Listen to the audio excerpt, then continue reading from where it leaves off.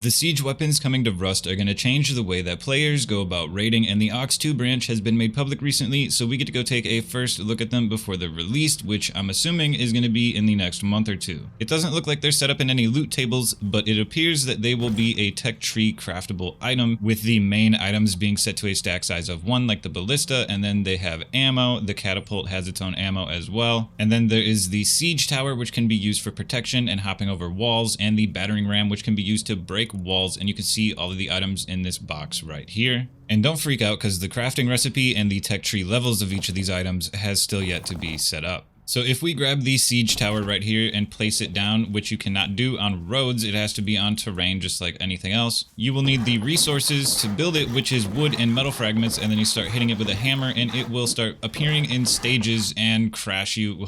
And once it's fully built, you'll have a few options for moving it around. You can see right there that you can push it, and if you look at the tire, you can also pull it, and by pushing E again on that, you'll be able to release it. These items are very big and heavy, so they do move kind of slow if you're moving it as a player, but there is an easier and more efficient way to get these moved around the map. Once you push it into a place that makes it easier for you to grab a horse, you can then back up the horse into it and then alt look backwards, and then you'll see an option to tow. This was the only time I saw that option to raise, so I don't really know what the raising thing was about, but if you connect from the wrong side of it, you're gonna have some issues like this. I don't know if this is gonna be fixed or whatever, but make sure when you're connecting up to these that you're doing it from the correct side. And for the siege tower, it's going to be from the other side, where it's a little more flat, the one without the ramp.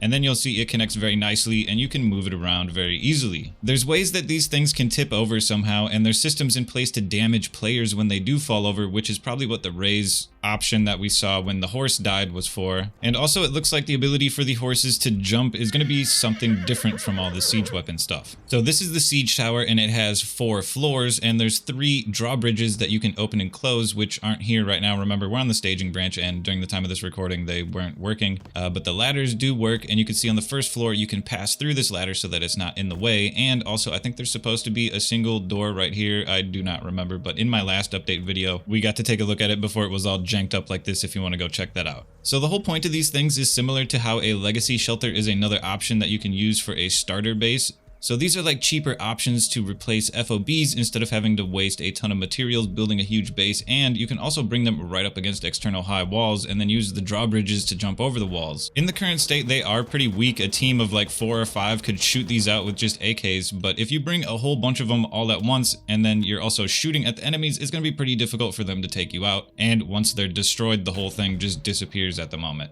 which is probably how it's going to stay. And the final thing to note about the siege tower is that scientists will not be able to open and close any of the doors or bridges on it. The Ballista is a giant crossbow Dark Souls type thing that you can put on top of your base. You can also tow it around.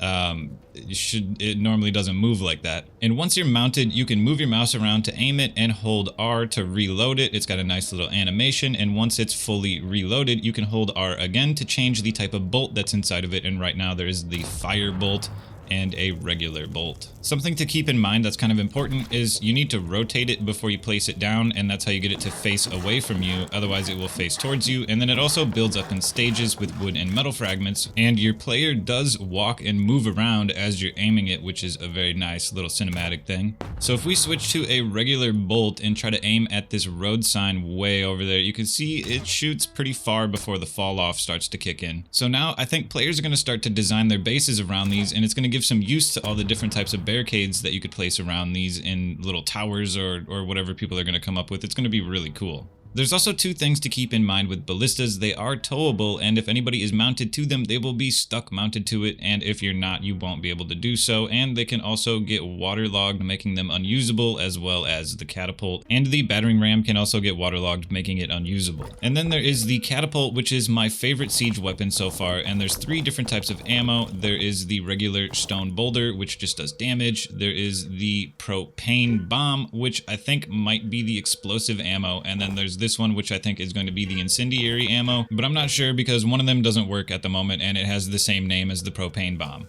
So if we grab this catapult and come place it over here, it will also require metal fragments and wood to start building it, and it appears in stages. And just like all the other siege weapons, you can bring a horse up to the front of it and then tow it around, which makes it very nice to move it. Not to mention it looks hilariously menacing. It's like a street pole with a box on it.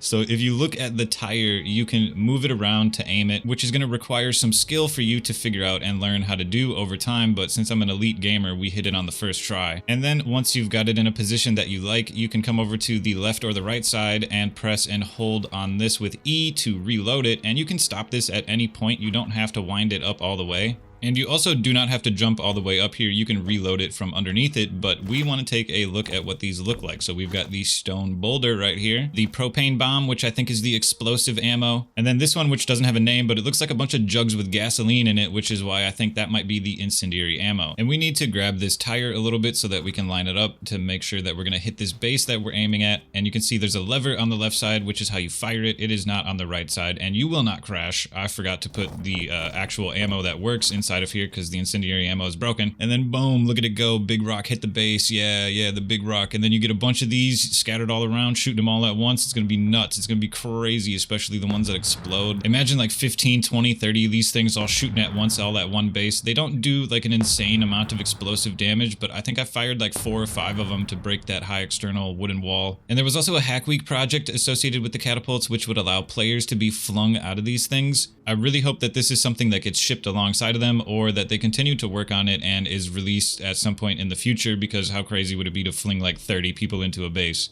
And then the final note on the catapult is that you cannot pull them and reload them at the same time. And then finally, we have the Battering Ram, which is a vehicle and also requires metal fragments and wood to build it up in stages. And you're going to need low grade for this thing to drive it around, and you can find the tank for that on the inside. And then just like the crane at the junkyard, there's a little cockpit thing that you can hop into, and there's a button on the left side here. Once you start up the engine, you'll be able to use it, and this is how you'll be able to break things with the Battering Ram. So we've got an example base over here that we can go mess up a little bit, and keep in mind this only breaks building grades of stone, wood, and twig, and I would assume it also breaks high external walls as well as deployables like large furnaces. The bucket on the end of the crane arm is its own thing, and it has 250 HP, dealing 50 damage per hit to this stone wall right here, and once it gets down to 20 HP, it becomes unusable and requires 225 metal fragments to repair it fully, and once it's down to that 20 HP, it leaves a stone wall at 1 hit, and you can see there's a door on the back of it. You could drive it up a little closer and have your teammates funnel into the base that you just broke into.